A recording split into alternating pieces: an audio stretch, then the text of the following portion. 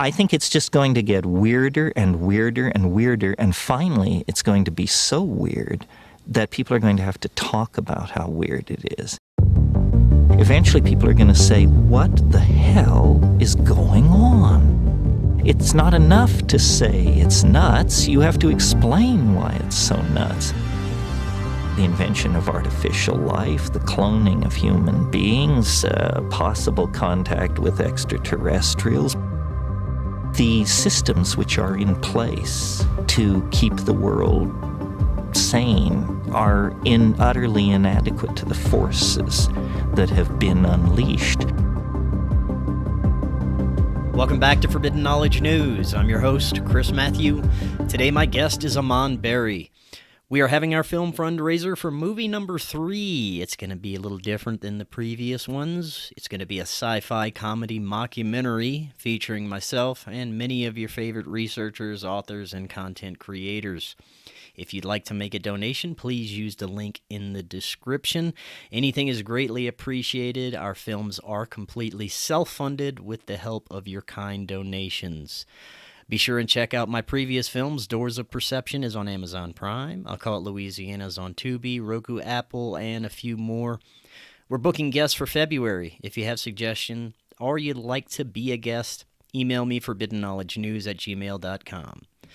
Today I want to welcome Aman Berry. He is a lifelong martial artist who uses Kung Fu to help his clients reduce pain, release trauma, and clear negative unseen influences. He is also a paranormal researcher and lifelong student of unexplained phenomena. Aman, welcome. How you doing? I'm so good. Thank you for having me on. It's great to be here. It's great to have you, man. You've been a paranormal researcher for a very long time. You're trained in Taoist exorcism. I'm really looking forward to sharing your insights into paranormal phenomena, which you've studied through an Eastern spiritual lens, which is often fundamentally different than our Western spiritual beliefs. So again, really looking forward to learning all about this. Before we do, this is your first time on. Tell us a little bit about yourself and let the audience know how they can find out more. Okay. Well, my name's Aman. On YouTube, I'm at the Shambhala Dojo is my YouTube channel, at sifuamanberry. You can also reach me at sifuamanberry@gmail.com. And essentially, I use Kung Fu, Qigong, as well as other approaches to help my clients reduce pain, release trauma, and clear negative unseen influences, because in my model, they're all connected. And we can get into that more. But yeah, they're all extensions of the same thing. So essentially, I think that there is a missing perspective in this discussion that I'd like to at least do my best to fill those shoes. Excellent, man. Well, I'm really looking forward to that. Let's start with a little bit of your background, how you got involved with these practices, maybe some early experiences. Okay. Well, when I was younger as a child, I had some paranormal encounters that were kind of traumatic. I don't usually get into that too much, but it did spur me on a journey to figure out what was going on with my own situation, as well as to help as many other people as I can. And I've started actively helping people since I was, we'll call it 18. It was honestly before. But I've been doing this for a long time. I have some testimonials here that I'm prepared to share as well. And none of this is to like make me look good. One of my biggest points and one of the biggest things, the reason that I don't even want to talk publicly. I'm just going to be honest. I'm doing this for the people that I help, because there is a community of people who are suffering in silence, so afraid to talk about what's going on in their house because they're afraid to be labeled crazy, that they feel like they don't have a voice, and that, you can't call 911 when you're being horrifically abused by negative entities in the same way that you can if someone breaks in. You have to go through the long, arduous process of finding a team, if you even are lucky enough to do so, researching online, going through all the usual steps, and usually not even really being able to bring it to resolution, even after all of that. And, these people don't feel safe in their own homes. And part of my mission and why I do my paranormal rescue operations, where I proactively find people on message boards who are reporting help, and I offer them that help. Yeah, I kind of got carried away, but like that's the reason I'm here. Right on. I know you don't talk about your early experiences too much, but not getting into any detail, could you tell us a little bit about what happened, basically? Yeah. Okay. When I was younger, I was exposed to paranormal phenomena at a young age, around 12, due to some traumas that I was exposed to made me vulnerable to it. And phenomena such as doors being kicked open in my house, windows being violently opened and shut, things being thrown at me, apparitions, cold spots, the faucet being turned from hot to cold, cuts, like the whole nine. Yeah. I'm just gonna be honest, like it's hard for me to talk about. Well, how long did you experience that for? Yeah. So it took me about 4 years to get a handle on it, until I was like 16. I had some help. My first help was with the Native American tribes. Then I had some help with the Christian tradition. Then I studied Kabbalistic exorcism. Then I studied Taoist exorcism, which is kind of where I landed.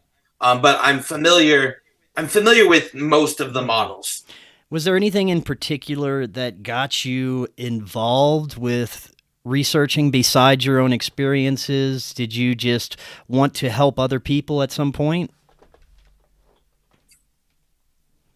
Some people like to use the term like calling, and I think that's a part of it. The other part of it was like having gone through these experiences and found at least some solutions that had some effect. I realized that I'm not alone out there, and as scared as I was to be labeled crazy, I'm sure all these other people are as well. So I kind of made it my mission. It's like, there's some little good thing that I could do.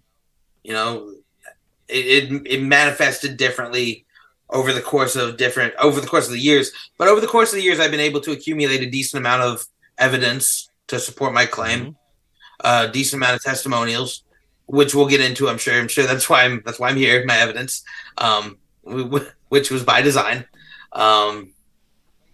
But yeah, I think letting the evidence speak, letting the client speak, is far more important than anything I have to say. Well, earlier you mentioned your model of paranormal phenomena based on everything you've experienced in your teachings. Talk a little bit about your understanding of what we're dealing with here. Yeah, of course. So in order for me to actually talk about what we're dealing with, would it be okay if we went through some of the evidence that I prepared? Okay, awesome. Because I need to screen share, and it says I can't. Turn your screen share on. Give me 1 second. There you go. You're good to go. Okay. Yeah, we're just gonna pretend like I know how to do this. Okay. So we have. I'm gonna start us light.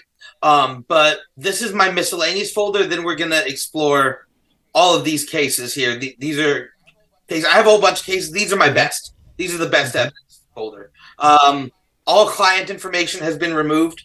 All photos of the clients, except for one who's given consent, has been removed.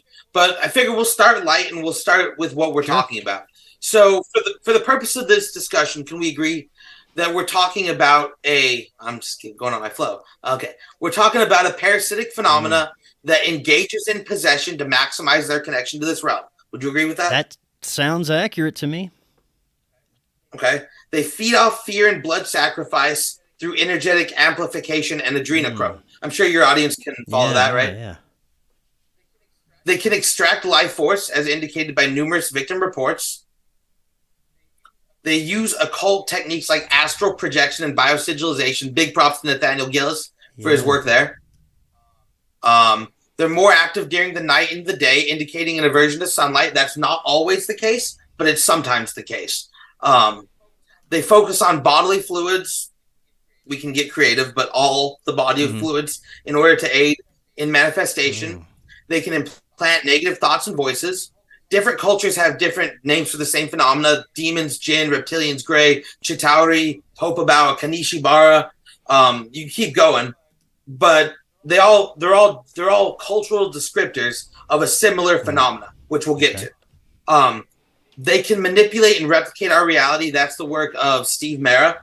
And the next one as well, use reports as quantum anchors, and they engage in the vexation cycle. So for those of you who don't know, in poltergeist phenomena, the vexation cycle is when they will deliberately oppress someone emotionally, energetically, or through phenomena in order to cause a fear response, an energetic output of fear or a hormonal manifestation of fear. Interesting. In order to then feed on and generate that entity so that it can create more phenomena, hence the term cycle, vexation cycle, right? They are repelled by the frequency of pure love, which according to the Institute of Heart Math, I believe, is 0.01 to 0.10 hertz emanated by our own hearts.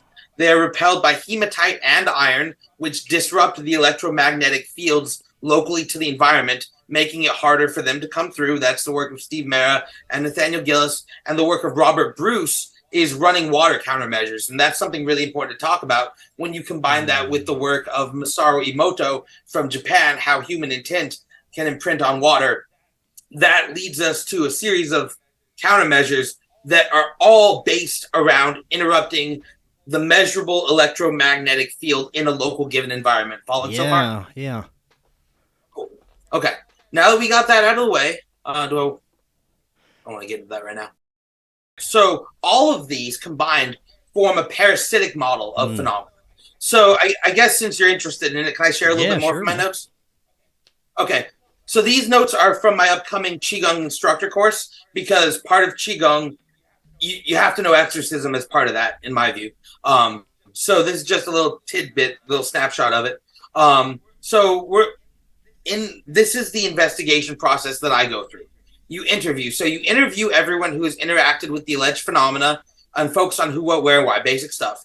After the interview, you do evidence collection. Investigate the area with all available equipment, and we can talk about what that is: EMF detectors, digital photography, thermal photography, full spectrum cameras, infrasound detectors. I mean, how fancy you want to get depends on your budget, really. Then I always close with space clearing, which is where we teach the clients how to clear their space using the techniques listed below, generally hematite, some sort of heart coherence meditation, and the application of charged water into the environment to disrupt the local magnetic fields. Right on. So we'll go into the phenomena types a little bit. It's teaching. Imprints. So imprints, also known as death echoes, also known as residual hauntings, are charged emotional scenes that replay in haunted environments on a loop. They're evidence that physical matter they're evidence that physical matter can be stained by human emotion in ways we don't fully understand. That even applies. So let's say a murder happens in a room, and that murder scene plays on a loop for people, but there's no actual interaction or engagement with the phenomena, and it doesn't interact in a way that is intelligent. That is what would classify that as an imprint. Then we have our mini cryptids, right? Anomalous or cosmic beings with a metaphysical dimension to their existence and can be contacted based on telepathic and image-based communication. Now I sound crazy. But if you look at the evidence, especially the work of Doc Simeon Hine, there is something to that. Then we have hungry ghosts, which is also known as wraiths, also known as ghosts, the echoes, remnants, but they are the remnants of the deceased human personality. Whether or not the level of intelligence kind of varies, but they usually manifest in the stages of manifestation, communication, and dissipation. And that is from the work of Ed and Lorraine Warren. I know. But one of their biggest contributions to the field is their model of phenomena going in infestation, oppression, and possession. And I'll let you know why in a moment. So then we have our devas, celestials, or angels, or the positive beings that are contacted during CE5. Generally giving positive outcomes. In my Eastern model, we call them devas as a general blanket term. Now, keep in mind, this is not a classical understanding. This is my filtered and bastardized understanding of No, I love it, because in my understanding and my perspective, you have to take bits and pieces of everything. Our understanding of this phenomena has been so diluted over the years that there are so many crossovers that are being separated because one field of research wants to keep it a certain way and gatekeep the phenomena, and they prevent a better understanding coming across by doing that. So now I want to get into the infection process a little bit. And since we're looking at this parasitic model, we're going to draw on the research of Ed and Lorraine Warren in their infestation, oppression, and possession model with my take on it, with a little bit of Nathaniel Gillis's work thrown in there. And I'm always very clear, like, I will not take credit for work that is not my own. So I've been accused of like over giving credit to people, but I'd rather tend in that direction than claim something that is not my own. Yeah. So that being said, infestation, or the astral parasites, are mutated parasitic forms of consciousness with the mindset of serial killers who create, amplify, and use the vibrations of human fear, lust, and anger to create a, quote, mortal portal, Nathaniel Gillis, to enter our world. They operate in three distinct concurrent stages of infestation, oppression, and possession, and Lorraine Warren. The infestation stage is where phenomena will include throwing, deceptive manifestation, and what I mean by that is they will often pretend to be things other than what they are at this point. They will take the form of something you connect to, take the form of something that's connected to your story, oftentimes manifesting as children, manifesting as guides. That's kind of an attempt to probe the water. Common phenomena as well is rapping, usually in patterns of three. I see that all the time. Scratching on the wall. That's all indicative of stage one stuff. And stage one, at least from what I can tell, is designed for them to identify and hone in on who they're going to target for parasitism. Once that's what stage one is all about. The purpose of stage one is target identification. Once they have identified a vulnerable host that can be they can link in through energetic vibration, then they will begin the oppression stage. During the oppression stage, the negative entity selects, attaches to, and grooms a compatible human host. Fear and psychological submission is the main focus of this stage. There are two types of oppression: internal and external. Internal includes experiencing negative voices, visions, compulsions, nightmares, the whole nine yards. External oppression is a full-blown assault on the physical environment with high-level phenomena, and it's high-level because of all the fear generated prior. That's what makes it able to be high-level, and that's why it can't just start in oppression. Let me ask you something. It has to happen. Hit me. These negative beings that you're speaking of right now, is there anything in particular that attracts these beings to a person more than others? And I've heard this often. I want to dispel if this is true or not, that if you are operating at a high enough vibration and if you're emitting positive energy and love as much as possible, that these beings will be repelled by that and you shouldn't have to worry about it. So to the first part of your statement, yes. To the second part of your statement, no. Yes, if you vibrate high enough, you will have a natural shielding and repellent. That doesn't mean you don't have to worry about it. So let's talk about why that is. Do you mind if I go on a little rant? Yeah. Okay, cool. Assuming that we don't have to worry about it comes from a state of hubris, arrogance, almost. These things are smart. Even if you're in a high vibrational state, do you think they don't have tricks to bring you out of that state? Yeah. Do you think they don't have tricks to remind you of your worst memories? You don't think that they'll bring about situations to cause stress externally? So, like, having that attitude of, like, because I'm vibrating high enough, I don't have to be aware of the greater ecosystem that includes these negative forces. Yeah. I kind of struggle with that. That being said, amplifying high vibrations is one of our three primary practices. So, yes, absolutely there's a shielding element, but let's not underestimate the intelligence and craftiness of our adversaries. And I'll get into that more later. Yeah, and on the other end of that, if you're in a negative state of mind constantly and say you're doing illicit drugs or behavior that is keeping you in a negative state, that would definitely attract these beings, right? Oh, 100%.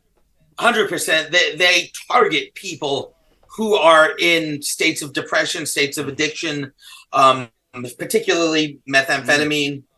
I've tried.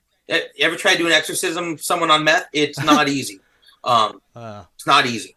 Wouldn't recommend it. But like these things can amplify, and it makes extraction much more difficult. And I think more in terms of extraction and parasitic removal. And the model I look at is like almost clinical, because my background, one of my backgrounds is massage therapy. So I have a like injury recovery model that I can draw upon here a little bit. So that's what kind of influences how I think about this. But can I finish my thing about the infection process? Yeah. Okay. So if the purpose of the infestation stage is to get us to is to get them to identify a target, the purpose of the oppression stage is to break down the target's will. But what does that actually mean? Let's talk about what that, and why would that be important? What it actually is in my mind, if this hand is the target, a normal human, maybe slightly depressed, this hand is the entity. They're outside of vibrational alignment. So they have to go into the part that is in alignment and chip and chip and chip and chip and chip and chip until vibrational alignment can happen. Yeah.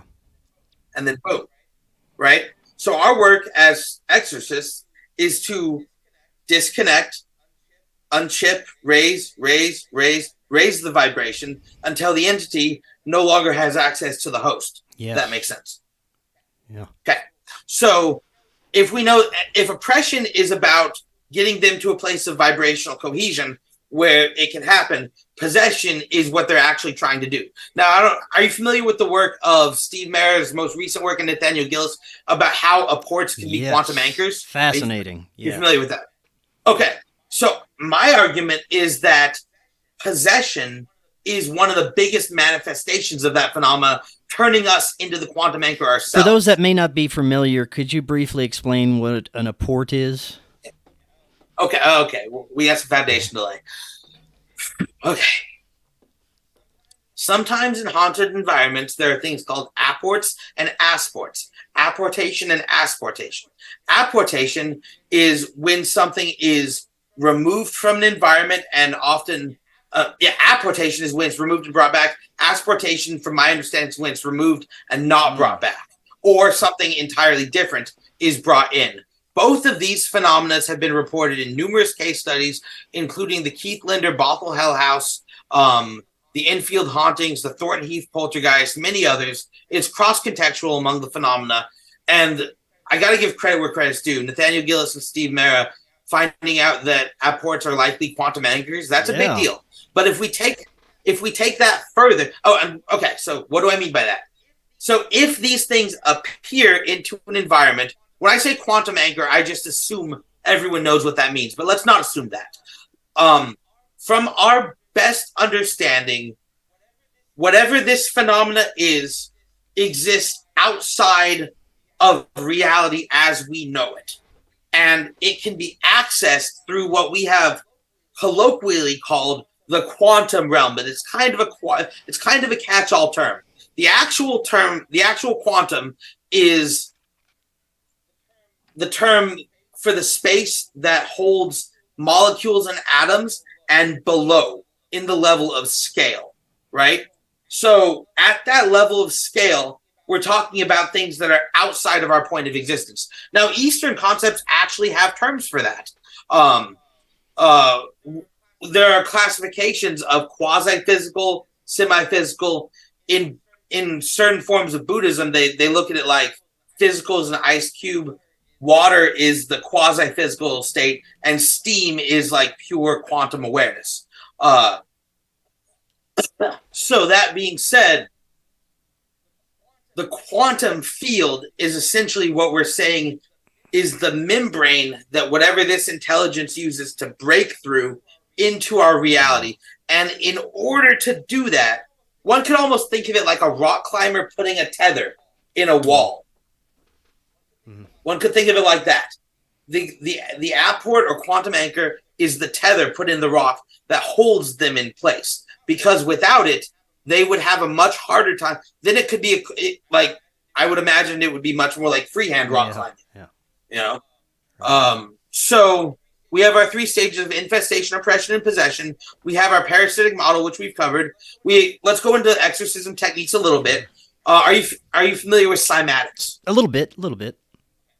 Okay. So cymatics is essentially when certain tones or sounds are put through a speaker with a plate or board of sand on it. The sand or water will create a coherent shape. Now, mantras are known to create cymatic shapes as well. So if we tap into our heart frequency and chant a mantra, and you can make it in line with your tradition. You can do Om. If you're Christian, Amen. If you're Muslim, Ameen. Like, get creative. Like, do it in a way that suits you. But when you're doing that, you're tapping into not only the electromagnetic energy of your own heart through heart coherence, which I will teach everyone how to get to at the end of this. We're also tapping into cymatics. Then we have our iron and our hematite that we use to disrupt the electromagnetic fields that are being used for manifestation.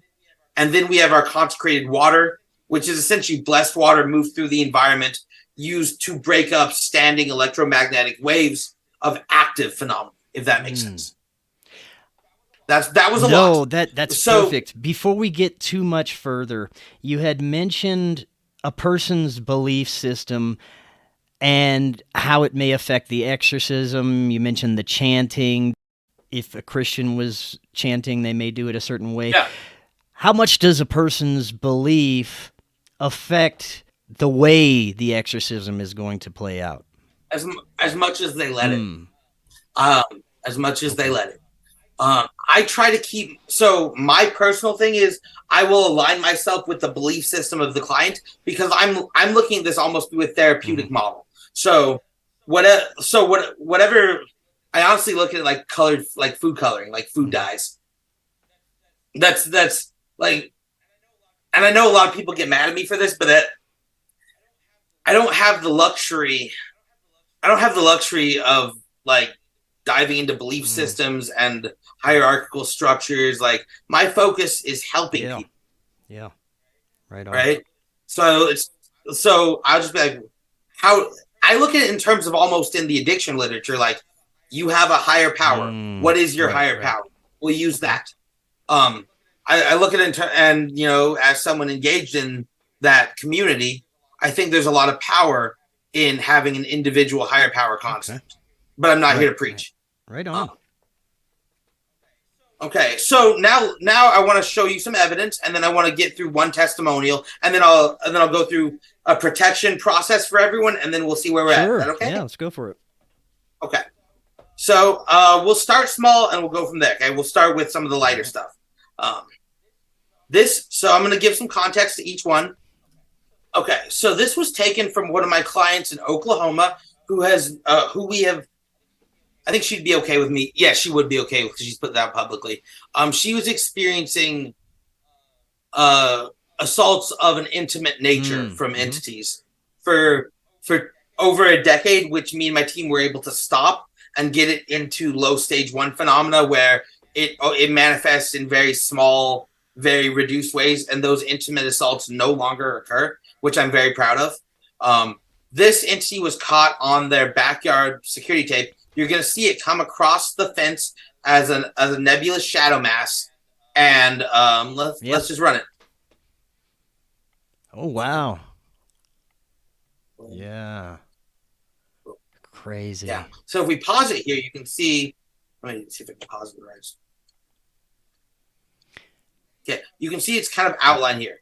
Now, we're just getting started. Okay, don't be too impressed by that.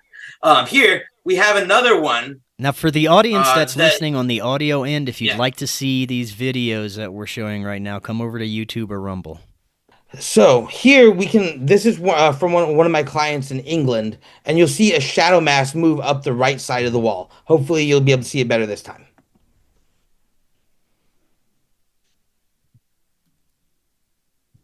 Yes. Did you see that right there? The start. Yes. Wow. One more time. It's just like sliding up the wall. Slide up. Oh, we're just warming up. So here, we'll get to that in a minute. This one's really fun. Not fun. This one, it's interesting. Watch the 45-minute mark. We'll just get to it because. Watch behind his door right here. Right here. I'm not scared though. See that shadow form behind his door, peeking out the wall right here. Interesting. Right. Yeah. So we got a lot more like this. But I wanted to share this one as well. You know how they've been talking about how these entities can manifest as little grays sometimes? I was able to catch a manifestation of that in Connecticut. Shit. Not Connecticut. Where was it? Ohio. Some Midwest somewhere. But notice this was taken on a static security cam that people had left up over the course of the evening in order to document phenomena. And if you'll notice, this is what's most interesting. Note how it's not even as tall as the gate to guard the kids. Yeah. Right? Wow. That's interesting. That is. Right? Yeah. Okay. So here you can see its outline here, but you can see it almost has a cloven hoof formation down here, which indicates that it's in some sort of like partial manifestation. Right? That's crazy. So moving on. Okay, I figure we will leave our miscellaneous folder with a positive one. This is a UFO. It's only a minute long, but you see it. Oh, look, there's two, right? You see? I told you. I'm not crazy. Let's go back. No, wait, let's finish. Up there. This was in Albuquerque. Would you say that most of these orbs that people are seeing in the sky are what you would call positive? I can't fucking record, Jennifer. That's hard. That's hard.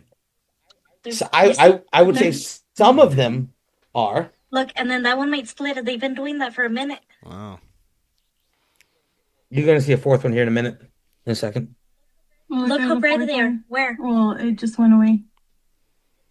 You see how they're fucking moving? Look, there's a fourth one right there. I see. Okay, so those are miscellaneous ones. Now we're going to go to individual cases, and I'm going to go from least impressive to most impressive. Okay. So these were taken in Fire Trail Road. Here you can see an outline of an apparition. This is me, my hand right here.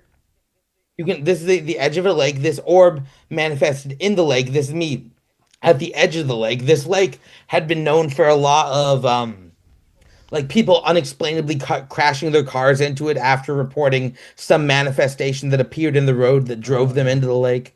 So I tried to do a clearing out there, and I did make contact with whatever being was there, and you can see it in its orb form as well as in its semi-materialized apparition form. Yeah. Right here. And here during the clearing ceremony, this light manifested behind me. There was no light at the time or point and it wasn't visible in that way. That's not a great one. The orb is here, but I promise you it was clear when we were there. This is another manifestation of that same nebulous apparition in a smoke form. This is Sadhu Dab, one of my partners, longtime friend. We do this together. I don't know if you've had him on yet, but he'd be worth talking to as well. So that was Fire Trail Road. Nothing crazy there, but I did want people to see the full body apparition outline right here. I did want people to see that. Now we'll go to something a little more interesting. Okay. So here we have a UFO phenomena over a house where demonic manifestations are also forming, which goes into Nathaniel Gillis and Steve Mayer's work about there being a connection between phenomena types. This green UFO, this is the roof of the house right here. Okay, that's whatever. Watch this. I to this day I have been able to I have tried to debunk this. Everyone out there, be my guest. And it's worth recording high level phenomena, shadow mass in a corner of the wall that grows.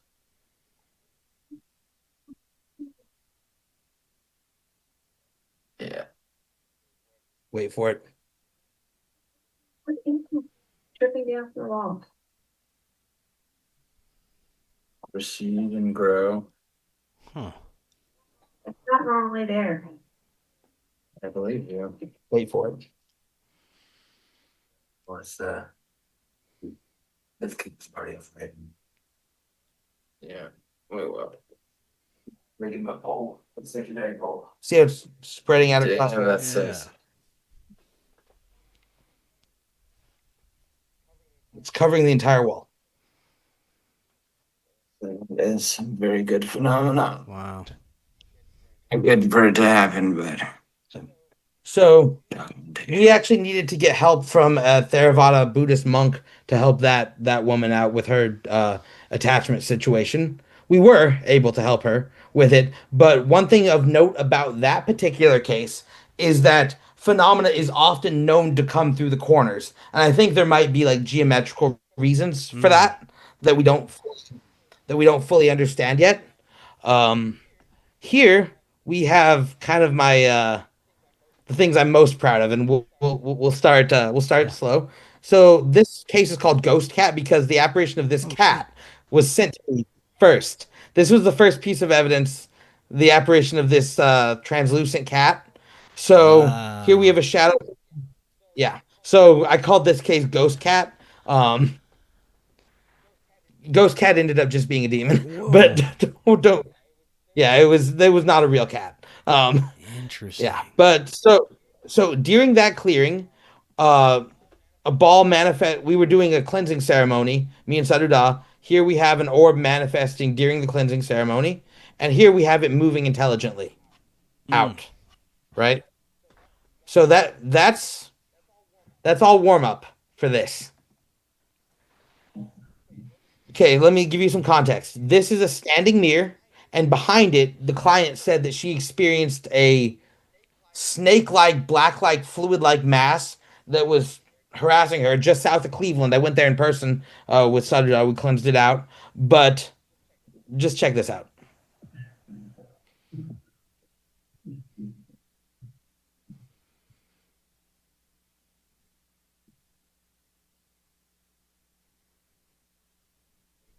Wait till the end. Boom. Whoa. Okay. Watch. That's crazy. Boom. Yeah. And watch it shapeshift. Boom. Right there. That tells us a lot of information about their nature, right? It is actively trying to decide what form it's going to take, and it's almost ink-like, like a squid almost. So you can see it here. Wow. Boom. We'll run it one more time. You can see it peeking out from around the corner.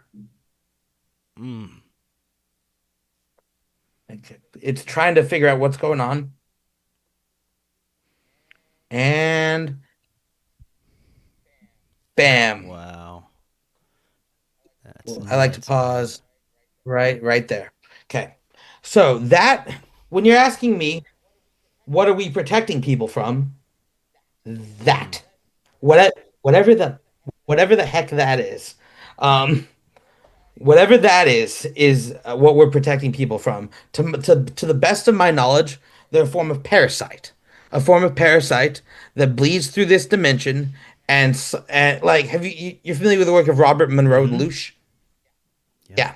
They okay. For those God, that's a whole thing. That's all right, man. We got time. Okay. It's another term for the energy that they siphon off of us. There are many terms for it, but experientially, after an attack by a being such as that, you'll feel drained, you'll feel fearful, and it'll probably only get worse from there if intervention is not done. So, if you're open to it, can I take us through a Of protection course, yeah, process? man. Okay. So, without getting too much into the details of it, the Institute of Heart Math has proven that the human heart is an electromagnetic battery with that is measurable up to 8 feet Hmm. away, minimum. Like you can actually go farther than that, believe it. It actually can go a lot farther than that. But for the purposes of right now, we have the ability to protect our own field, right? What do we know about these parasitic beings? We know that they want to bring us into a state of low vibration. We know that they want to make us fearful. We know that they not no, let me say that again. They need us. They need us to be Hmm. fearful. They don't just want, they absolutely need it. So if we have and based on the evidence I showed, there it's pretty clear that there's an electromagnetic component. They're like standing clouds of electromagnetic energy. So if we have our own electromagnetic battery and the ability to emanate a frequency that is counter to that of them, which is zero point zero 0.01 to zero point 0.10 hertz, the state of heart coherence, and it's so simple to get there. If in the midst of a psychic attack or paranormal intrusion, if we can focus more on generating and emitting that heart coherence energy, then I call it the sideshow that they're putting around. It's a sideshow. It's a Hmm. distraction. Don't be distracted by it. Don't. I'm getting in my flow. Don't let them Yeah. get to you. Right. So it's so simple, and I'm just going to guide us all through it right now. So if you're driving, operating machinery, or in a position where you obviously shouldn't do something with your eyes closed, don't do it. We're going to be doing this at a rate and speed that should be applicable for everyone. If you have a heart condition, don't breathe heavily. We're just going to take it nice and slow, and we're just going to notice what feels different before and after, okay? So, are you willing to, Yes, to I will join be me in joining. this? Okay, awesome. So let's sit back in our chair and place one hand on our heart palm and feel. Just take a moment, let the breathing slow. I'm talking to myself because I got worked up there. Let the breathing slow. Breathe into the belly, breathe into the chest, in through the nose, out through the mouth, gently and slowly. Feeling the warmth of the hand on the heart. And all I do and want you to do now is think of one of the best times in your life. It can be a place in nature, it can be a good memory, but you can do this eyes open or eyes closed. But together, let's just place our hand on our heart and really tap into that good memory. For me, it was when I was in Paris under the Eiffel Tower eating ice cream. That brings a sense, yeah, whatever brings a sense of warmth and joy to your heart. You might notice that as you smile on your face, you might feel a little smile in your heart as well. And allow that smile in your heart to expand from your heart as a point of the brightest light that you've ever seen in your life. Brighter than the LED lights in Vegas, brighter than those headlights, to surround your body in a halo of protective bright light connected to that positive emotion and that love. And together, let's breathe that love in through the nose, out,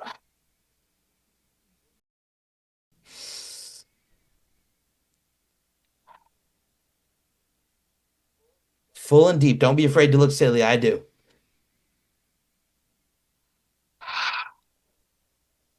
Sigh it out. Let all the stress go. Breathe in the love.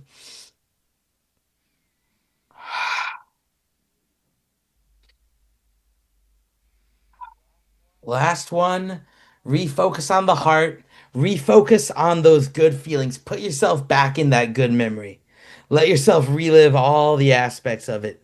Feel what the weather felt like. Feel the wind on your skin. See the floor around you. Really tap into the heart of what made that moment one of the best moments for you. And then again, allow those feelings to expand as a point of light and just scan your body head to toe and notice what feels different. So do a quick body scan and what feels different. How do you feel, Chris? Man, I feel much lighter. I was getting the tingly feelings like you were Yep. saying. My legs are tingling a little bit and I feel Yep, happy. normal. All Yeah. normal. So that's how we create a psychic shield non-religiously. Or religiously if you understand that the divine is pure love. then that we don't want to have to get into that whole thing. But really, if you tap into the frequency of pure love, allow that to expand as a point of light from around you, and just breathe with that minimum of 30 if you want to really get a feeling. I do 3 sets of 45 myself. That's too much for a lot of these people. But it's something that you can build up, and it's not just for psychic protection. You can use it for trauma release. You can use it for stress control. You can use it for pain relief, and it's called heart breathing. I have I'm gonna have videos of it on my channel, but it's so simple. The 3 steps to get there: head on heart, relive a moment of love, see it as light around you. Boom, you have a shield. A couple of more things I wanted to ask you about before we close out. Is there a way to definitively tell whether you're dealing with a positive or negative being? Good question. Really good question. Okay, really good question. That's important. Can I get into this a little bit? Do it. Okay, yeah. That's tricky. That's tricky. Because a lot of beings will present a certain way in order to deceive or manipulate you, right? So here's what I like to do. There are things called active and passive countermeasures. Having a bunch of iron and hematite in your home is a passive countermeasure. Having wardings of various types, LED lights, UV lights, the whole thing. But beyond that, what I have found that if you create that heart frequency in you, negative beings cannot be around that. Like, period.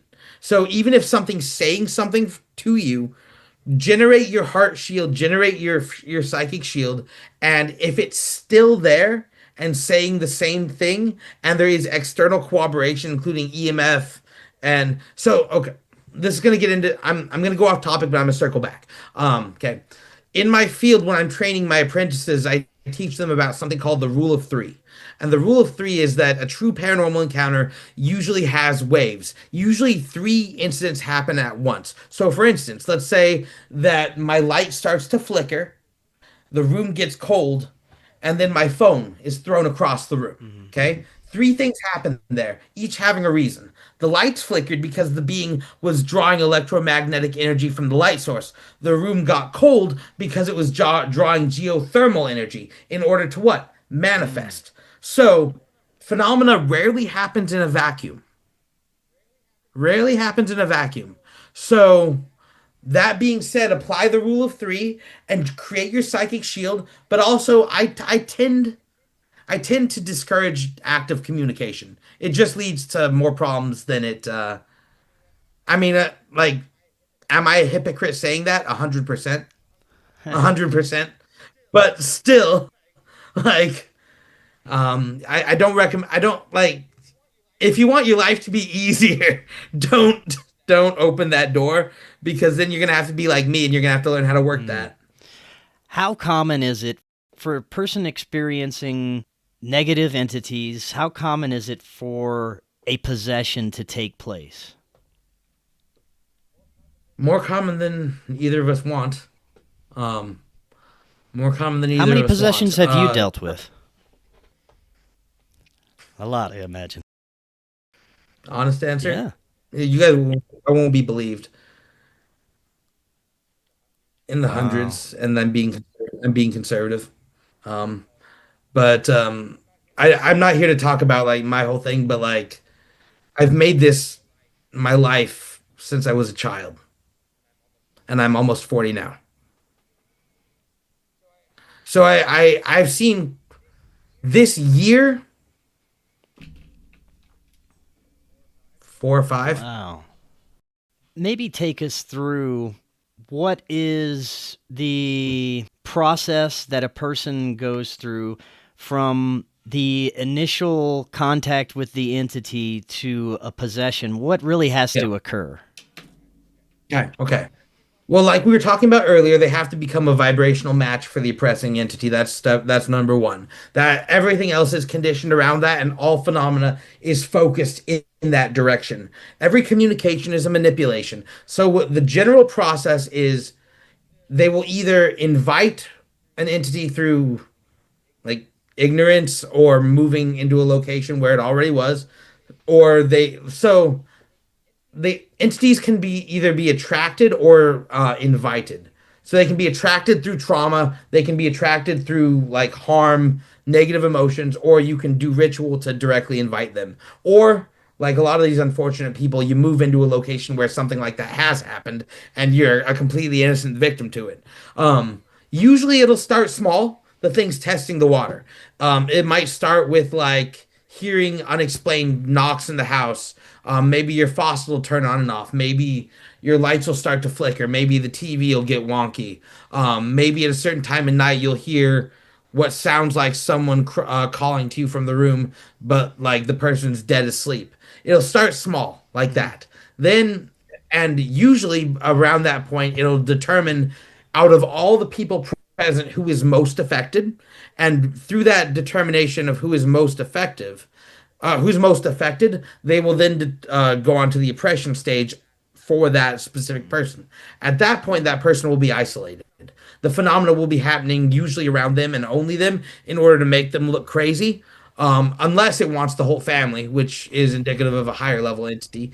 But usually, for the model we're talking about, they would isolate their target, and then the target would the person would start to experience internal hallucinations, negative dreams, negative schizophrenic-like symptoms at the same time as like big things are happening. So this time, instead of my phone being thrown, my wife's cello will be thrown, right? Things will go up a notch, and that will continue and escalate in duration or intensity until either the victim is left unalive by the process, resulting in an energetic expulsion and a release of Loosh or prana. That's one way it'll go. Or if the host is susceptible to the possession, eventually the person will be so broken and unable to fight back that an integration will happen, at which point their body themselves becomes the said quantum anchor, and then manifestations happen through and around the body, usually with the same intent to create as much harm as possible. And that's where you start hearing things like the DeFeo murders. That's where, for those who aren't familiar with the Amityville Horror, look it up. That we don't have time to get into that, but mass murder will happen at a bare minimum, suicide or institutionalization. If it gets real bad, like when it gets bad, it gets real bad. So we don't let it get that bad. Now, have I seen cases at the stage 3 possession reversed? Yes. Can it be done? Yes. Takes skill, takes bravery, takes dedication, and it takes a willingness on both the victim's part and the team's part to fight hard.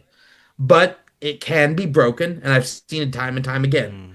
But that's what it looks like. It's pretty streamlined from low things to medium things with a focus on internal and external oppression, and then they'll integrate and do something to cause as much damage as possible. That answer your question? A couple more things I wanted to ask you about. You mentioned Nathaniel Gillis's work a few times. He often looks at the sexual encounters, what may be seen as some kind of hybridization attempt, he believes. What are your thoughts on those kind of experiences? And on top of that, the people who have these alien abduction experiences where there's also sexual experiences or some kind of experimentation, and then they're presented with children that supposedly came from them. It's very interesting. What are your thoughts on all that? That element is probably one of the darkest and the biggest mysteries as to all this.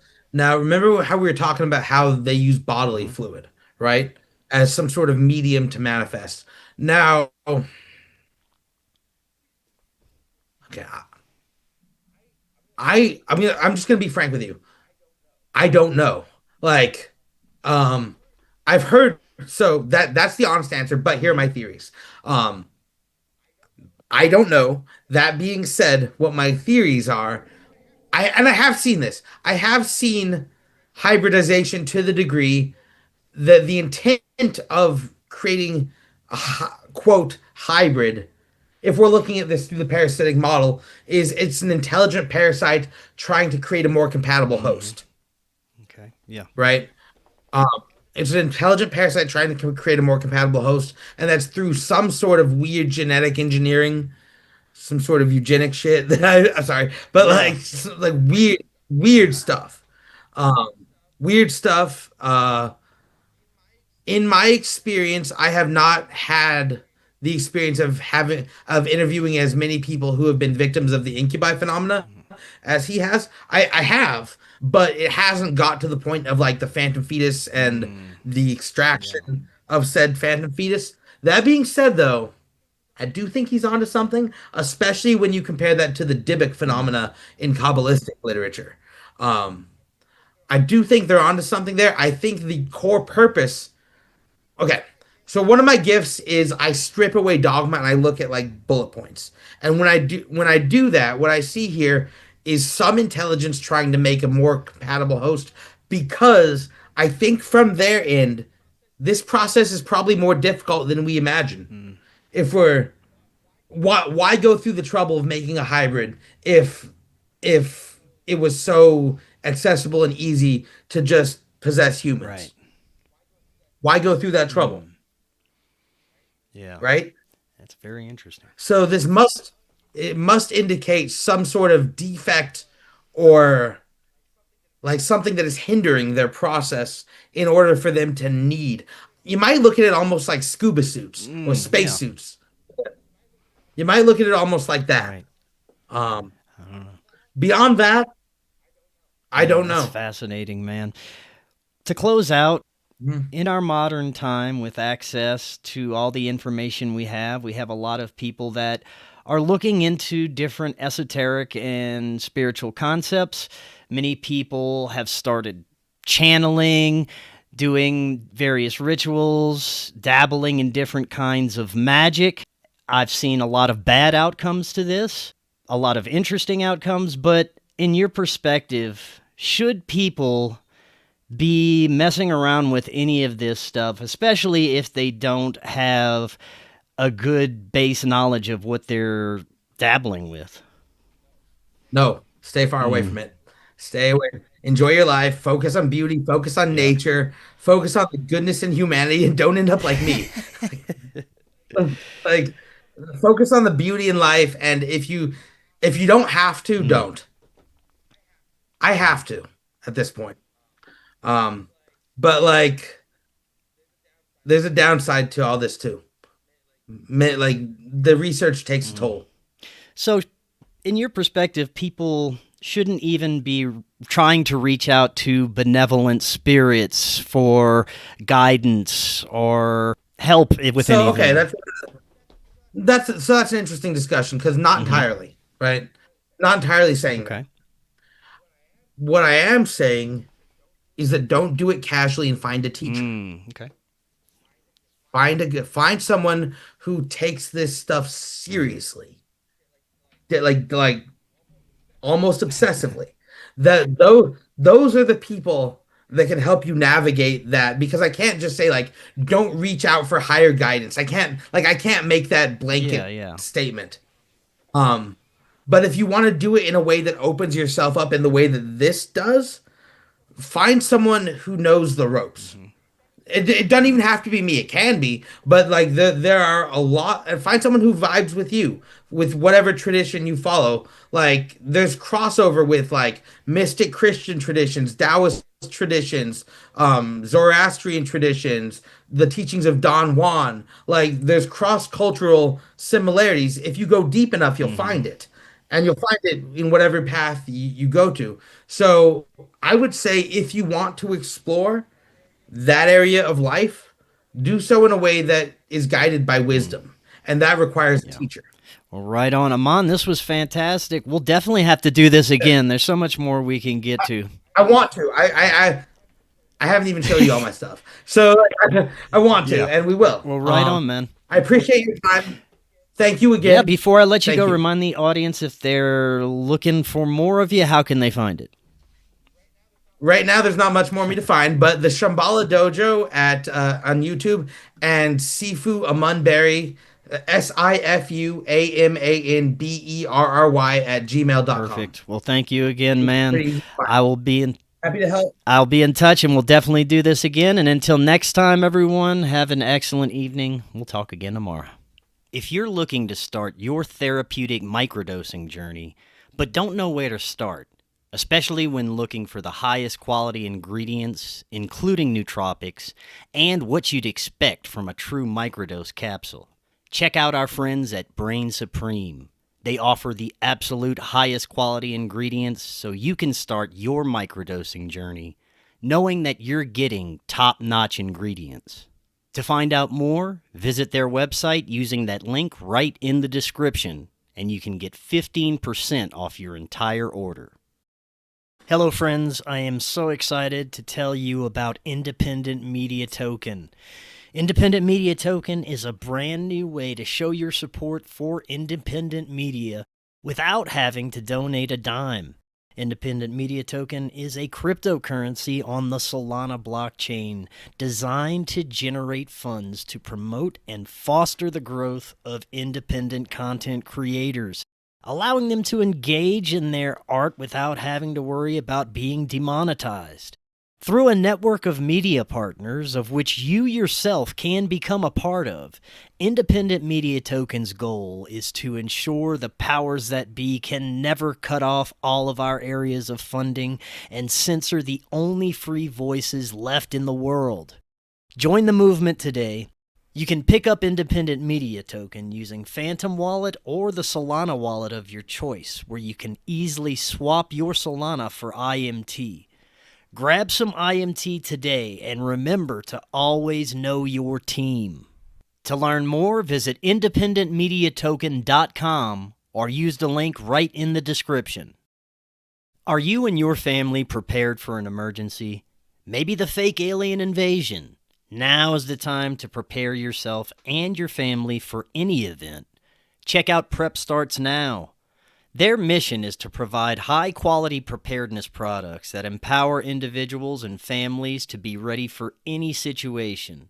They're committed to delivering reliable, trusted gear to ensure your safety, security, and peace of mind in times of need. Their product selection is carefully curated to provide you with the essential gear you need to stay prepared. From emergency kits to tactical tools, every item is chosen for its reliability and practicality. Prep Starts Now understands the importance of family, and their goal is to equip you with everything you need to build a solid plan for your family's preparedness. In today's ever-changing world, being prepared is more important than ever, and Prep Starts Now is here to help you and your family stay ready with quality products and practical guidance. Use the link in the description and get 15% off your order.